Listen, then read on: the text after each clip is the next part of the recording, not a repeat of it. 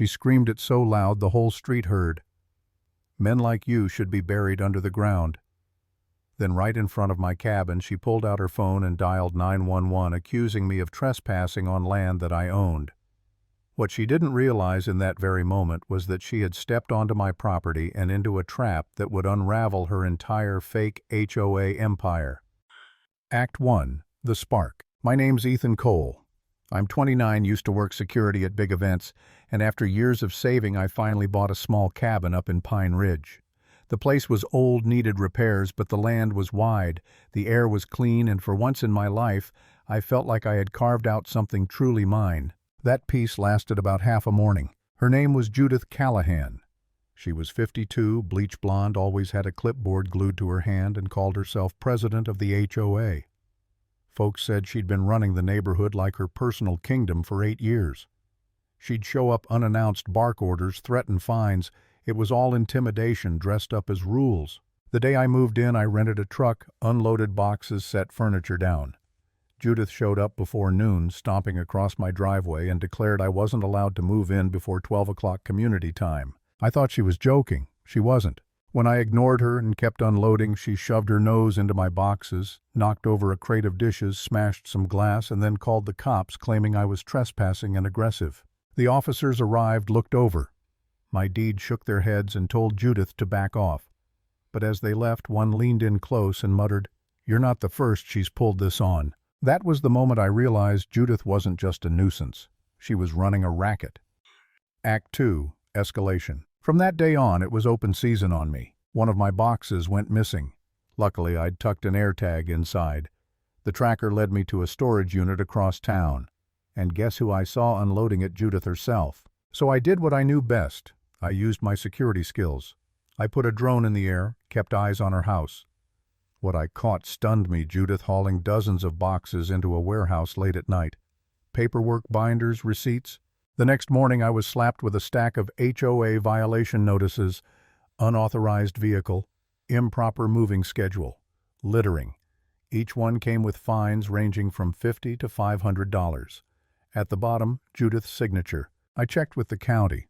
Not a single one was real. That night, sitting among half-open boxes and broken dishes, I felt it hit me. Maybe she was right.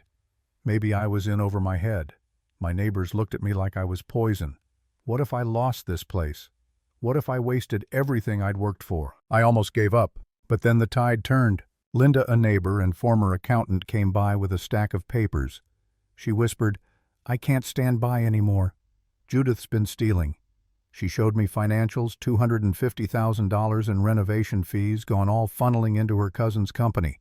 Marcus, another neighbor, told me Judith's so-called HOA headquarters sat on land that wasn't even hers. It was part of my property. She'd been operating illegally the entire time. And then my own sister called me. Her fiancé had lost his house years earlier, destroyed by an HOA lawsuit led by Judith. This wasn't just about me anymore. It was about every person she'd steamrolled. Act 3. The Showdown. Judith went nuclear. She built an effigy of me, literally a scarecrow with my face printed on it, and hung it at the front gate. She called an emergency community meeting and told everyone they needed to blockade my cabin, cut off deliveries, starve me out until I submitted. But I was ready. I set up my phone, hit go live, and streamed the entire circus. Hundreds of viewers turned to thousands, flooding the comments. This is harassment. This is illegal. I marched into that meeting with Linda and Marcus at my side. Judith was red-faced, binder in hand, screaming about community standards. Then Linda stood up, held the financial records high, and said, "Explain the missing $250,000, Judith." The room fell silent. I pulled up my drone footage on a projector, Judith sneaking into the warehouse at night, boxes stacked to the ceiling. Then I showed the property map proving the HOA headquarters was built squarely on my land. Neighbors gasped. Phones whipped out, and just as Judith opened her mouth to scream, the front doors banged open. Deputies marched in. "Judith Callahan, you're under arrest for fraud, embezzlement, trespassing, and unlawful imprisonment conspiracy." The live stream went wild. Thousands of comments pouring in. "Justice. Finally. She's done."